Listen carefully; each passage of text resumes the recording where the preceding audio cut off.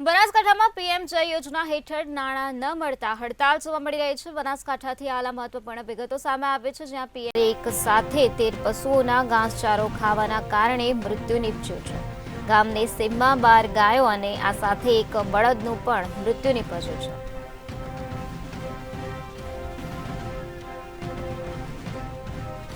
તો આજ મુદ્દે વધુ માહિતી આપવા માટે આપણી સાથે સંવાદદાતા રમેશ પટેલ જોડાઈ ગયા છે। જી રમેશ, બનાસકાંઠાના અમીરગઢમાં એક સાથે 13 પશુઓના મૃત્યુ નીપજ્યા છે, શું છે વધુ વિગત? જી નિરાલી, વાત કરવામાં તાલુકાના ગામમાં એક સાથે 13 પશુઓના મોત થયા હોવાની ઘટના સામે આવી છે।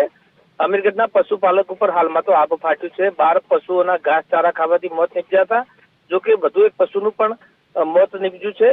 અમીરગઢનું આ જેઠી ગામ છે ને જેઠી ગામમાં આવેલી સીમમાં પશુપાલકની 12 ગાયો અને એક બળદનું મોત નીપજ્યું છે। 8 કરતા પણ કિંમતના પશુઓના મોત થતા પશુપાલક ઉપર હાલ તો આબ ફાટ્યું છે। જોકે સમગ્ર મામલે તંત્ર દ્વારા પણ હાલમાં તો તપાસની તજવીજ હાથ ધરવામાં આવી છે। નિરાલી, સમગ્ર માહિતી આપવા બદલ આભાર।